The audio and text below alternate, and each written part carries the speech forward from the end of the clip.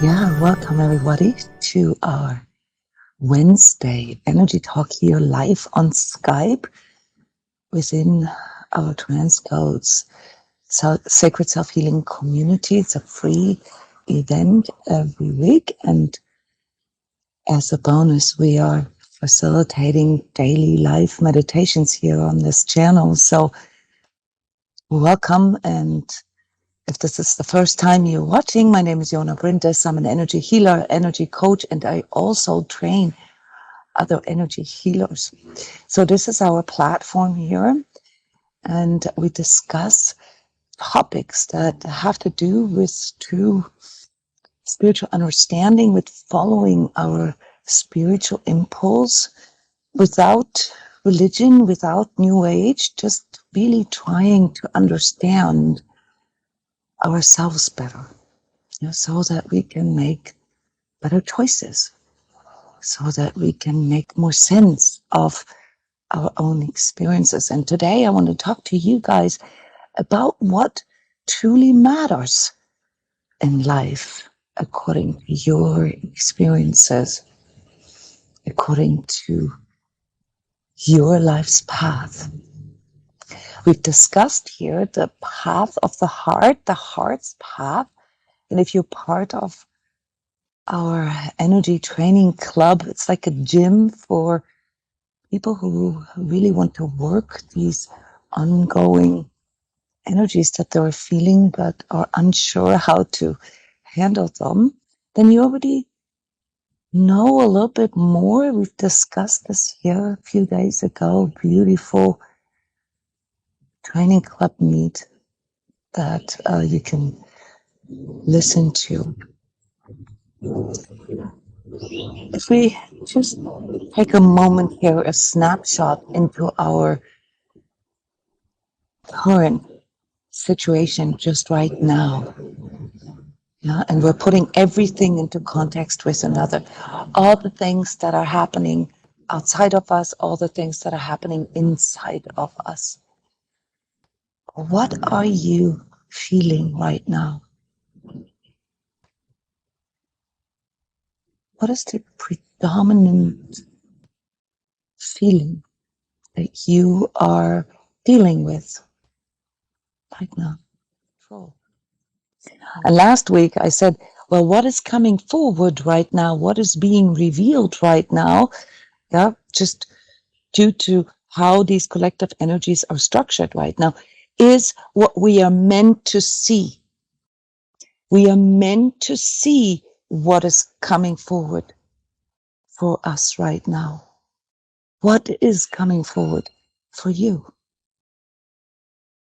Let's take this apart, break this down, and make sense of it here together. We've had stress, we've had fear and anxiety, we've had sort of an emotional heaviness. What else is coming forward for you? What is the problem right now?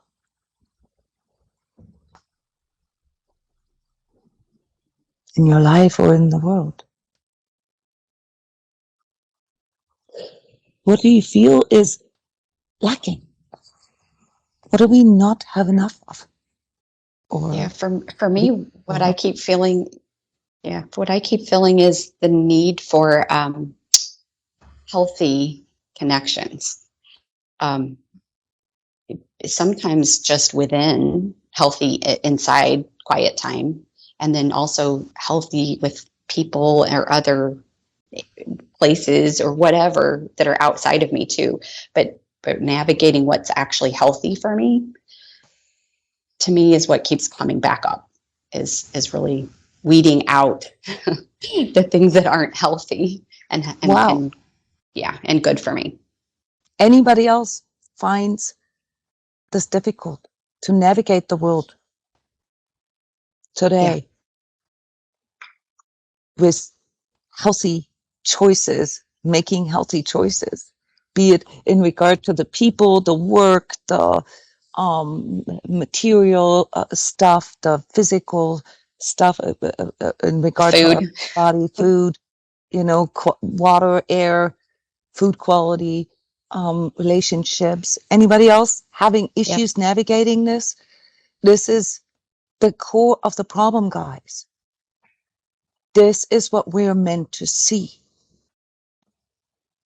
We're meant to see that the world, the environment, the conditions that we are living in right now are what?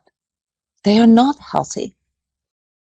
They're not healthy. This isn't a world where we can just sort of get born into, and grow up, without, further investigating or, understanding what is going on, and that allows us to develop a healthy body, a healthy heart, a healthy mind. This is not the condition right now. What we are meant to see is that we are living in a condition right now, worldwide, that fosters what? That fosters unhealthy eating habits, an unhealthy way to treat ourselves, an unhealthy way of treating one another, an unhealthy way of thinking, an unhealthy ways of relationships, and unhealthy ways of dealing with problems that occur. This is what we're meant to see. And what does this mean? Does this mean that, oh my God, it's all so bad and the world goes under and everything is done? No point in living anymore. No point in changing anything. No point in doing anything. Is that what it means?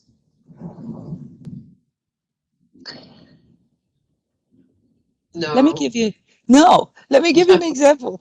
Yeah, and this is maybe a sensitive topic for those of you who have kids or who work with kids or spent a lot of time with kids. There's a point in every kid's early childhood where they realize that they're going to die one day. Do you guys know what I'm talking about? It happens usually like around the age of 4, maybe because the grandparent or great-grandparent dies or something. There is something that happens in the child's awareness right around this time where they realize that everything kind of, has a beginning and an end, and that it actually applies to them as well. Anybody ever seen a kid realizing, that this physical body life will end one day? Do you guys know what I'm talking about? Mm-hmm. And we try to keep that away from our children for a while, right? Why do we do that?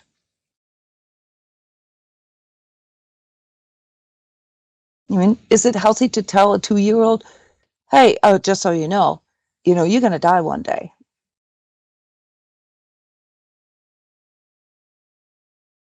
Is that healthy? No, not at that age. Not at that No. age, No. right? Because at that age, a child doesn't even understand life. Doesn't have, the brain isn't even capable of understanding those concepts yet. So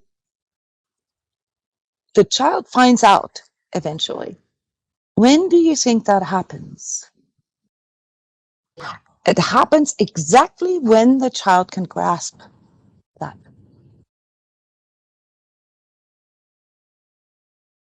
Yeah, the age is different with every child.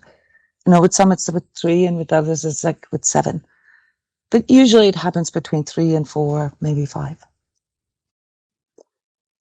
This big revelation that the physical body dies one day comes to a child exactly when they're able to grasp it. This big revelation that we're talking about right now, about the quality, the energetic quality of our environment with all its aspects. comes to us at a point where we are finally able to grasp it. Now, there's a lot of people who say, oh my God, and I wish the old times back. Who do you remembers the old times? 10 years, 20 years, 30 years ago? 40 years ago? Do you think it was healthier then? No, it was. Not really. Maybe 100 years ago. Yeah.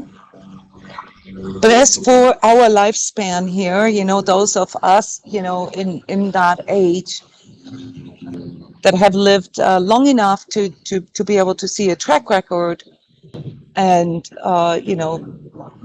came into this world with, the energetic sensitivity to pick up on it, and maybe, also the sensitivity to feel this in their hearts. If we are truly, truly honest with ourselves, we can see this now. It's never, for as long as we live, never really been healthier. Maybe on some levels, yeah, before we had some of, these technological advancements. So what does this mean now? You guys are all energetically sensitives. Did you find it healthier 20 years ago when you had all these feelings in you but couldn't talk about it because people thought you were crazy? Or you're making this up? I think, Jona, this is where for me, I can speak for myself. This is the part that starts to be the difficult piece of, sorry, I had it. I hear you. That because there are some things that were, to me, healthier and better that we did. We weren't telling children at 2 that, about death. Yes. And today, some people might actually think that that is a better idea. And so I think where everyone is trying to kind of go back, it's almost like we're going back to redo certain things. And some of it we're figuring out, yep, that's unhealthy. Like as an energetically sensitive, I wish I would have had these kinds of trainings as a young person. So there's changes. There's changes according to like whatever the current state of politics or state of science is, right? Yeah. So we develop through these, but if you really boil this down, just let go of what sort of the current politically correct thing is. Aren't there things that are always true, that are always healthy? Right. What are those things? What are those things that truly matter? What are those things that are always true? That are always healthy? And is it maybe that those things are the most spiritual things that we can align ourselves to?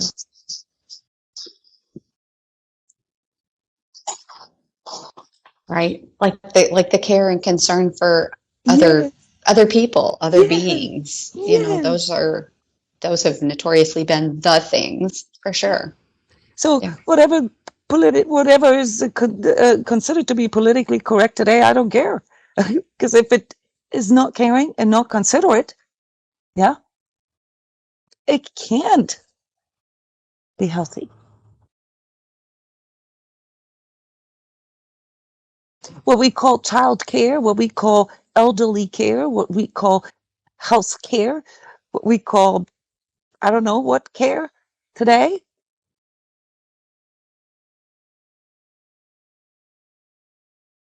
Often isn't really that caring. So we need to let go of what the labels are or whether things are politically correct or not.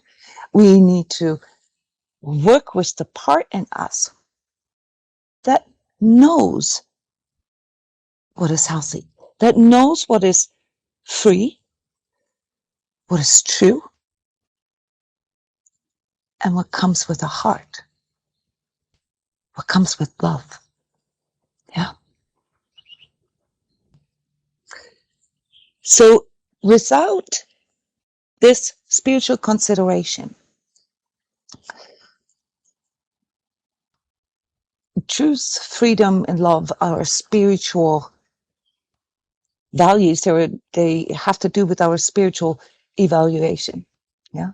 Without these things, the freedom of thinking, the freedom of speech as well. Yeah. Without the ability to discern truth ourselves, and without love, we cannot make healthy choices. Without a spiritual context, we cannot make healthy choices. And if you look at it from a developmental standpoint, yeah, so if a child by the age of 4 comes to this reveal, yeah, that one day he or she is also going to die, all right, we intuitively do this as grown-ups to assure the child that that is nothing to be afraid of. Why?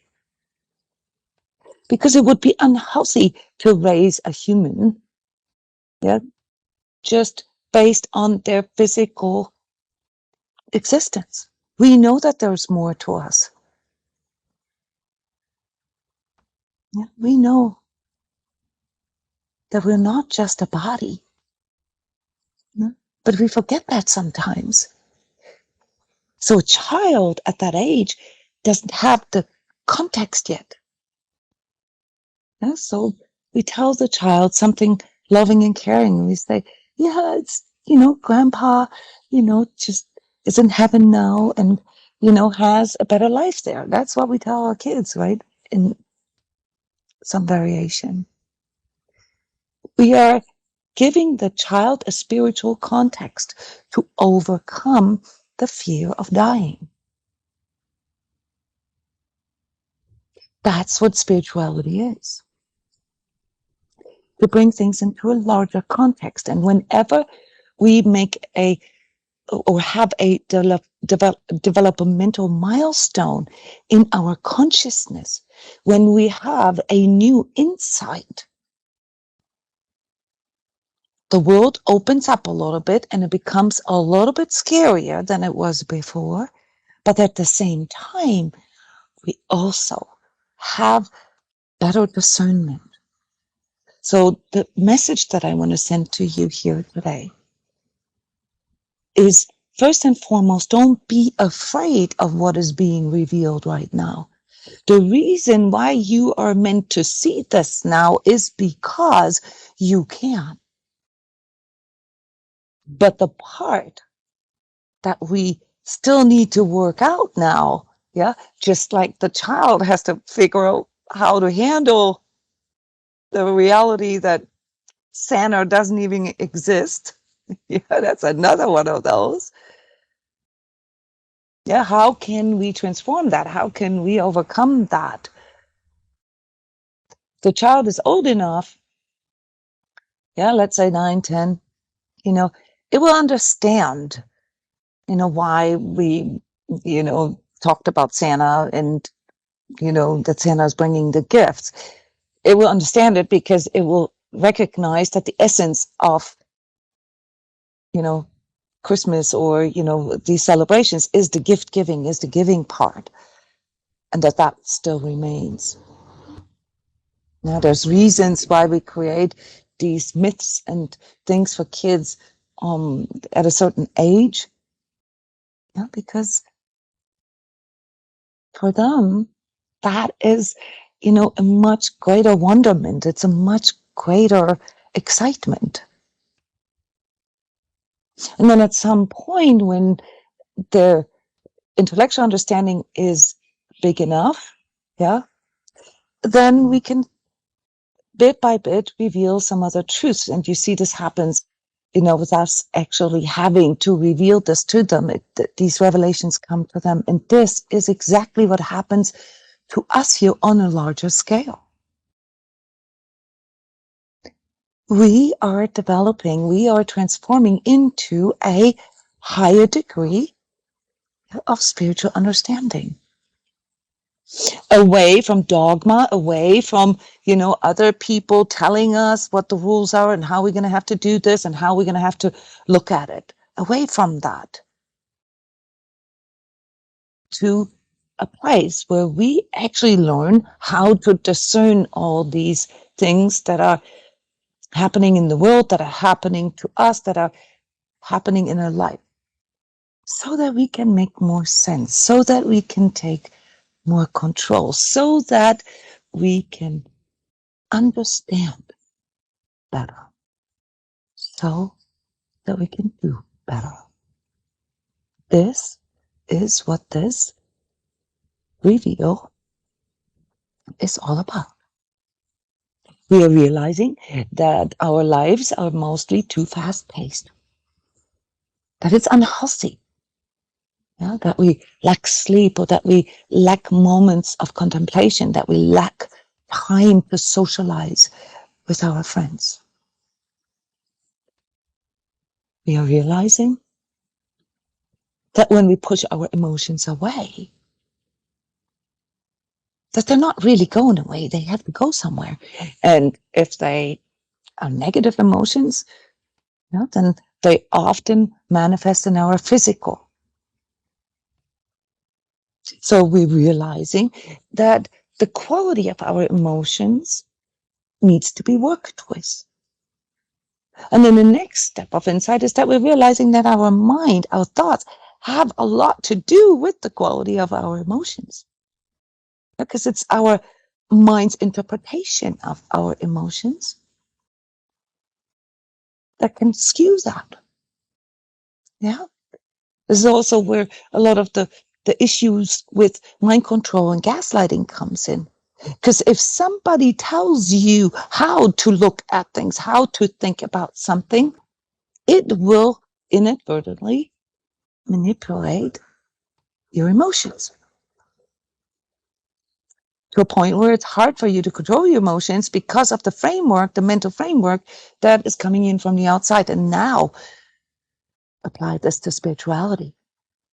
For as long as there is an outside framework on how to regard things such as truth, love, purpose, meaning in life, it is impossible to think straight. And if it's not possible for you to think straight, how can you feel straight? And if it's not possible to feel straight, how is it possible for you to treat your body in a straight, healthy way? Yeah, we've been told lies about food. We've been told myths about food the last 40, 50 years, for as long as I live. Yeah. And for some reason, the further we advance, they all turned out to be lies. We've been told that this or this is healthy, or that this or this is effective. They all turned out to be lies. How come that some people can feel that and some people can't? It has to do with the willingness to actually deal with what is being revealed. And yes, the fact that we're going to die one day here as a physical body needs to be dealt with. How do we deal with this? Well, if you reduce yourself to material only, we talked about this many times, then that will cause a lot of fear thoughts, and that will cause a lot of anxiety, and that will cause a lot of physical issues.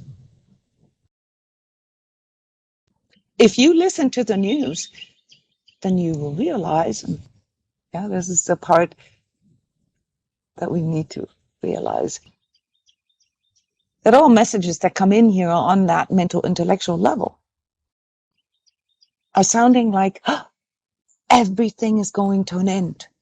This is a global crisis. This is the end of it. We're all going to die one day. You're going to die one day.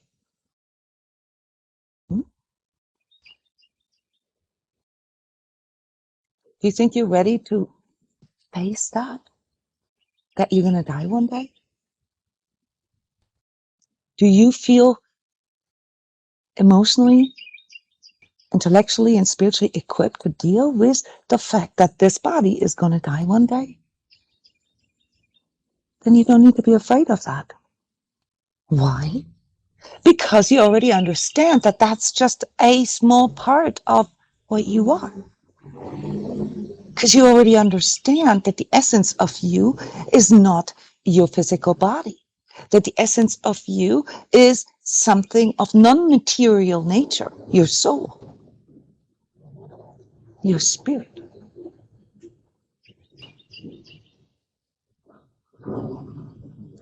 That is what needs to be overcome.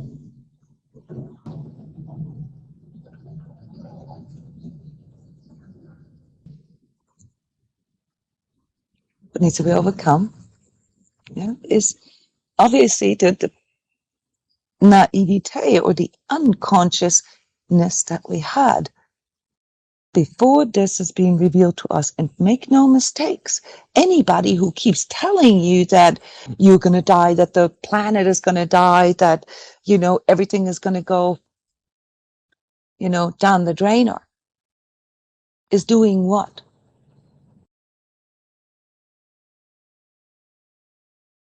What are they doing? Fear. Try to keep you scared and fearful. Yeah. Yes. Okay. Control. Yeah. And on what level? Emotional. Emotion. No. And thoughts. Mind. Yeah. Mind. Keep your mind so busy that all you can think of is that you're going to die one day. True. Mm-hmm. And yes, I hate to break that news to you. I hate to be the truth teller. You are going to die one day. And yes, this planet is going to stop turning, or, it's going to stop being the way it is right now. It's going to die one day in about, according to science, 3.6 or 4 billion years. Yes. And humanity here on Earth is going to get extinct one day. Those are all truths. But just because they're factually true doesn't mean that you have to stress yourself out right now about that perhaps happening one day. The big reveal is not the fact, that all material rusts or deteriorates away one day. That's science. We all know that. The big reveal that can bring purpose to all of this, that can bring meaning to all of this, that makes it matter, is, well, what am I going to do with life? What am I going to do with this time that I have? That's how you overcome your fear of dying.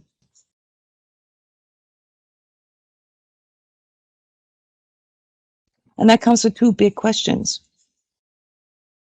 That contemplation.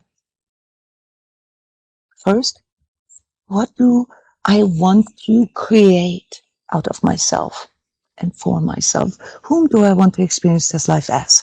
That's question number one. And question number two is, what do I want to leave behind? I have never seen a tombstone that said, "Thank you, Mom, rest in heaven. Thank you so much for leaving this beautiful house behind, or all your material belongings." What do people write on your tombstone after you died? Thank you. What are they Thank thanking you for? Thank you for all. That's very common. For all the care, for all the love, Yeah. all that you brought into this life. That is the kind of stuff that we want to focus on, guys. These two things. What do I want to do with this body, this emotion, this thought, this spirit, this energy body that I am consciously experiencing here right now. And what do I want to leave behind in this world? Maybe through the impact that I had on others.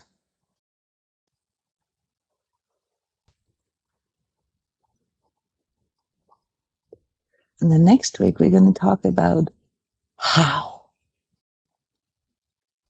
How. Use this week to contemplate about this. What do you want to create out of your love, out of your care, out of your energy, your life force for yourself? And what do you want to leave behind? Yeah. And in between, there's another little question that will help you to determine what you want to create. Namely the question, what will you be able to take with you when your consciousness transforms, yeah, out of this 3D physical body into its spiritual energetic form? Yeah, this can help you to discern what truly matters in regard to what you want to create here in this life. What can you take with? Next Wednesday, I would like to talk about what's important in the afterlife. Yeah, there's many myths and many things that can be said about this. But for now, the way for you to overcome your fear of dying lies in understanding the meaning of living. Thank you so much, everyone, for sharing and for going with us here today in this deep spiritual contextualization. I see some of you on Thursday night, tomorrow night in the Sacred Self-Healing Workshop, talking about mastering our relationships. I see some others of you maybe on Monday in the online meditation with me here on the same channel. And hopefully I see you again next Wednesday with the Energy Talk. Bye-bye, everyone. Stay conscious.